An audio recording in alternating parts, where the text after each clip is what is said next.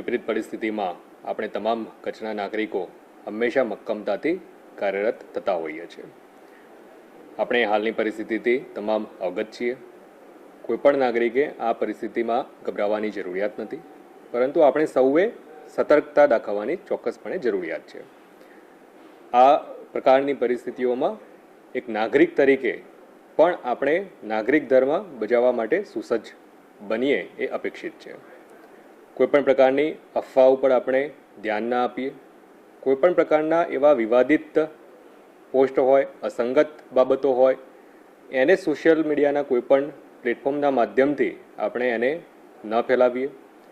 હાલમાં આપણને ખ્યાલ છે, ડ્રોન ઉડાડવું, ફટાકડા ફોડવા, આ પ્રકારની જે પ્રવૃત્તિઓ છે કે જે લોકોમાં ભય ઉપસ્થિત કરી શકે છે, એવી કોઈપણ આપણે બાબતોથી દૂર રહીએ એ પણ અપેક્ષિત છે.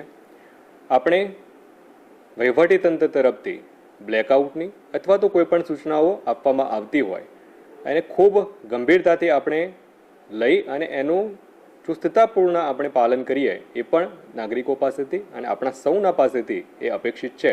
ત્યારે આપણે સૌ એનું પાલન કરવા કટિબદ્ધ બનીએ. ખાસ કરી કચ્છના જે આપણા નાગરિકો છે એ નાગરિકોને મારી એ પણ અપીલ છે, આપણે હાલના સંજોગોમાં બિનજરૂરી રીતે આપણી અવર જવર ક્યાંય પણ હોય એ ટાળીએ.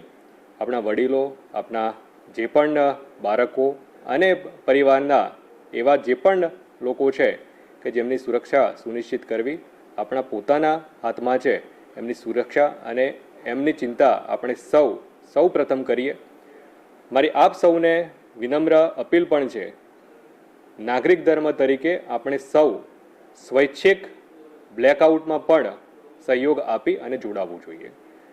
કોઈપણ પરિસ્થિતિમાં તંત્ર તરફથી ચોક્કસપણે આ પ્રકારની માહિતી આપવામાં આવતી હોય છે, પરંતુ સમયની મર્યાદાઓ વગેરેને ધ્યાને લેતા કોઈપણ વિપરીત પરિસ્થિતિ ઉપસ્થિત થાય એના કરતાં આપણે સૌ સ્વૈચ્છિક રીતે બ્લેકઆઉટમાં જોડાઈએ અને બિનજરૂરી રીતે આપણી કોઈપણ એવી જે લાઇટ છે એ લાઇટ જળતી ન રહે એ આપણે નાગરિક તરીકે આપણું પોતાનું પણ, આપણા પરિવારનું, આપણા ઘરનું, આપણા શેરીનું, આપણી ગામનું, આપણા વોર્ડની અને સંપૂર્ણ રીતે એઝ એ સમાજ તરીકે એકમેકના સહયોગથી આપણે આ પ્રકારની તમામ પરિસ્થિતિઓમાં જે પણ સૂચનાઓ આપણને અપેક્ષિત છે, એક નાગરિક તરીકે આપણી જવાબદારી જે અપેક્ષિત છે એ આપણે સૌ સાથે મળી અને નિભાવીએ. આભાર.